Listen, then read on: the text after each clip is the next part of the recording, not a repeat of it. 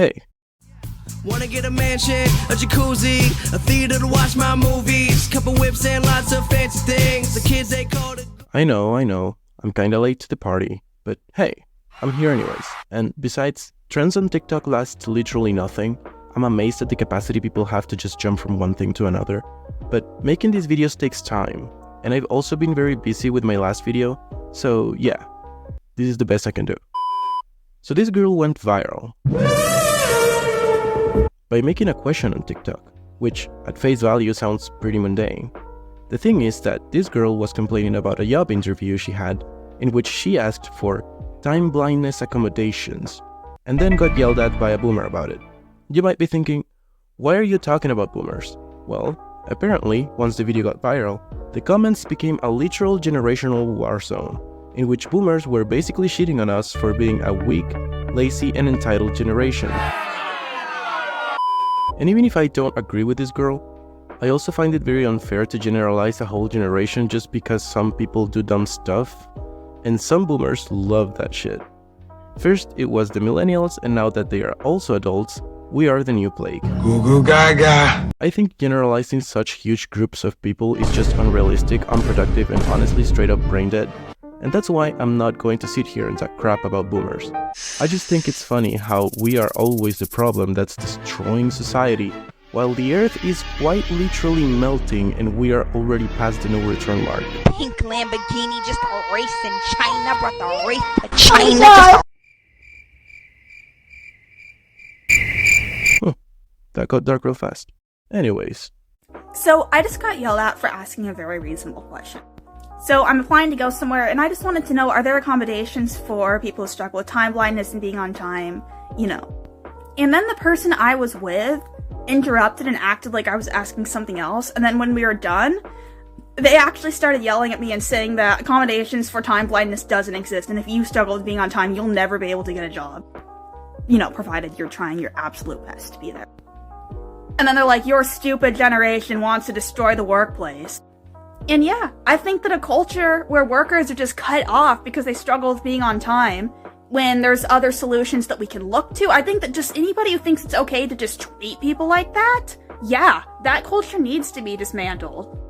And then I asked that person, how can you feel good about yourself upholding this kind of system? And then to think I'm entitled. No, if people think it's okay to treat others like this, that's entitlement. That was a lot. So what the hell is time blindness? Apparently, it is not a medical condition. It's just a fancy way to say I'm fucking late to everything because I struggle to manage my time.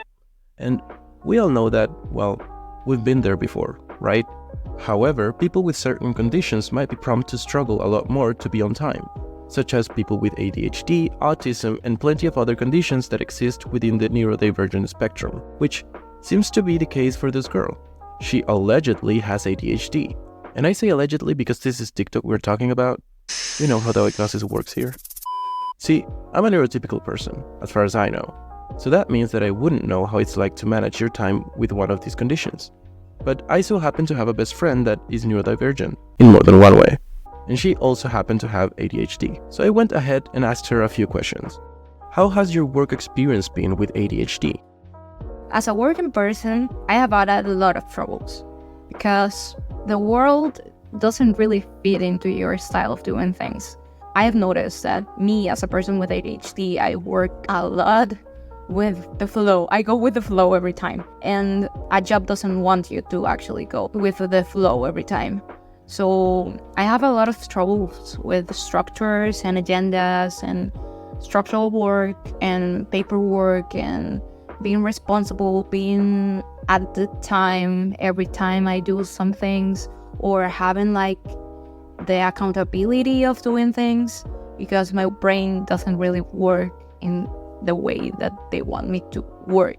One thing I have done to like accommodate, it's like having a specific agenda that works also like a sketchbook. I can sketch in meetings, I can draw in meetings, and people doesn't really have a problem because they understand it's my way of doing things. And well, I have had trouble with like order and being structured every time and being clean in my job. So yes, it's pretty hard to work with ADHD. It's not impossible, but you gotta know yourself. And also, as a person with ADHD, you tend to be a bit of an emotional person. Women with ADHD have like more tendencies to be emotional. So yes, as an emotional person, I take my work pretty seriously. Find people that really understands what you're going through. Because if you find a job that is just repeating all the time, you're not actually gonna enjoy it. How is it dealing with punctuality while having ADHD? I was raised in a family that was really punctual. I am really punctual, actually. I have never had like real troubles with punctuality, like being at the time for a job or a meeting or an interview or something, because I am too scared to be late. So when I have like a meeting or like an important thing, I try so hard to remember it and to have the preparation. I make all of this. I have like a ritual to do things and a way to prepare for a meeting or to being at time every time. I know my times and I don't suffer from time blindness with meetings, but I don't remember things all the time. So we have like a platform, and then we have our priorities. I think my job is really understanding with my ADHD. So yeah, that's my answer. I have never had problems with punctuality. Do you think that people with ADHD should have access to privileges in the workplace when it comes to punctuality? I think maybe jobs should encourage people with ADHD to actually understand how time works and how you can approach your time blindness with a lot of alarms and with a lot of accommodations that you can make. Because an enterprise or like a job, they're not guilty because you have ADHD, and sometimes things just have to work in a way. So yes, with punctuality, I don't think so, because a lot of neurotypical people are also unpunctual. I think jobs should understand, but like an accommodation, like giving you permission to be late, is actually encouraging you to have time blindness. I would encourage my people, if I would be like a boss or something, I would encourage my workers to actually understand how time works. Do you think that punctuality is an important characteristic to have if you're looking for a job?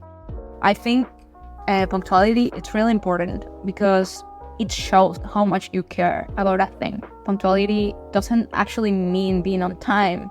It's actually, well, for me personally, it actually means that you care and that you know and that you have like the love to do the things that you do. So yes, I think punctuality is really important in a job. Not really being on time, but meaning caring about your job and caring about the things that they ask you to do. So yes, I think it's really important. And making accommodations can be great, but you gotta know how to ask for accommodations. I understand this is all anecdotal. A single experience doesn't represent every experience, but it sure helps put the issue in perspective. You know, to contrast very different opinions that come from two people that have the same condition. So maybe, after all, it is in fact harder for people with certain conditions to be on time. I don't know. But the thing is, that's not the only thing this girl said in her video. And that's the reason why I think she got cancelled in the first place. She's not only saying, I struggle to be on time because of ADHD. She's also saying that there's a system that needs to be dismantled, and people are evil for expecting their workers to be on time. But maybe she's reasonable, right? After all, she has posted a lot of updates since then. So let's hear about. So this is something that you guys have been asking for a while now, and I just want to apologize for not answering it sooner. So honestly, when I was asking, what I was hoping for was a 15-minute window and more times you're allowed to be late. And after that video came out, people have stitched and given some really good advice about even more accommodations, like having an expectation time that I didn't think of.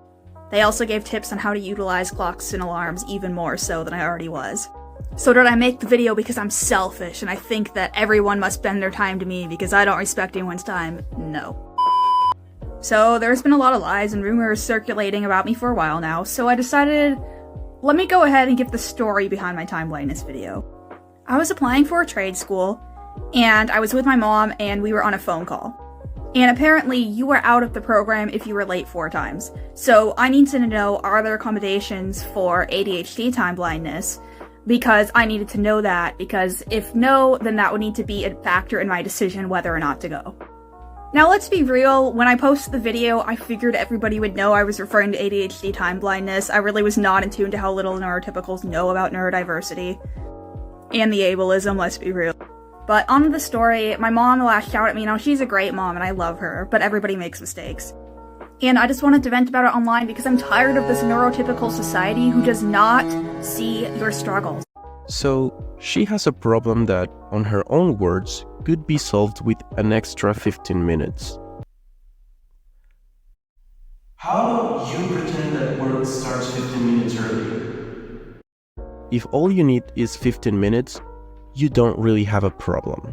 And people aren't evil because they expect their workers to be on time, since anything needs coordination in order to work. It's not only about you getting late, it's about your co-workers having to overwork to cover your absence. It's about you disrespecting those who did put the work to not be late in the first place. It's not that hard to understand. It's not a personal attack on you because you're neurodivergent. It's a reasonable standard that is quite literally the bare minimum. But even after everything I've said, I still don't believe in cancel culture. So I don't think anything is going to change by bashing her and all the people that support her. As my friend said, it's all about encouraging people with difficulties to learn how to adapt, and attacking them is not the way to go. And also, when people start making death threats and bullying someone for being dumb online, they are only creating a platform for the dumb person to act as a martyr, which is basically what this girl did. Yeah, she kept posting. So why haven't I turned off comments? Yet, at least. The thing is, I just believe that truth ultimately wins in the end. And you can spread lies, gossip, rumors about somebody's character, the kind of person that you think they are, that somebody told you they are, all day long. But in the end, the truth about that person's character is going to come out. I don't believe that censorship is an effective tool to defeat misinformation. I believe that telling the truth and battling it in the marketplace of ideas is much better. I'm not saying I haven't deleted any comments. If people are gonna go around saying that I hate trans people or don't use an alarm, don't have ADHD, I'm selfish, I'm entitled, I'm lazy, myself and people who know me know the truth about those characters and know those things are not true. And the truth always wins. When people ask me how does it feel being the time blindness girl and have everybody bashing you constantly on Twitter and Instagram, and all I could say is it's a testament of what the United States has become. And we hear about algorithms, political radicalization, and how the internet is influencing humans, and we think, oh, okay. But then when it happens to you, you see how big of a problem it is. Because when we can no longer have a civil discussion about a video with very little context, it makes you wonder, is there even a future for our nation, and what future is there to fight for? Because arousing mass amounts of hate, judging people, making mass assumptions, and being stuck in a cognitive loop without even knowing it, and then doing exactly what the algorithms want is seen as normal. But you know what? It doesn't have to be. I am not going to deny that social media does radicalize people. That is 100% true. And especially the USA is pretty radicalized. Doesn't really matter which side you're looking at. But she's acting as if she was some hero that just found out something that nobody knew before. She's acting as if she was representing the neurodivergent community, which, as I said, I'm not a part of, but I'm pretty sure most of them wouldn't consider her a role model for this. Like, bestie, chill. And she's totally right about people reaching conclusions with little to no context on the internet. And yeah, I don't know her character. To be honest, I'm not even sure I want to know it. What I do know is what she said, with her mouth, in the video. And people have been making very valid criticism to her points, and she just keeps brushing it all off as hate or lies. And I get that she's upset because people are being assholes to her, but that's not how honest reasoning works. Anyways, I hope that if you're a neurotypical person like me, you learned something from this video. And if you have ADHD, I hope you got some useful advice from my friend. Like the video if you liked it, dislike if you didn't. and remember to be kind in the comment section. Bye. Thank you to Victor for inviting me to his channel. I actually love all the videos that he makes, and I really like to talk about ADHD. It has encouraged me to do a lot of things, like talking about ADHD. No siempre acomodar significa resolver tu vida. Entonces, creo que con el tema de la puntualidad es muy importante que entiendas. Sí, es importante que tengas acomodaciones y que te encuentres tu manera de adaptarte al mundo, pero lamentablemente el mundo tiene como su propia estructura. Entonces, uno tiene que tratar de acoplarse lo más posible. Y eso, ¿ya?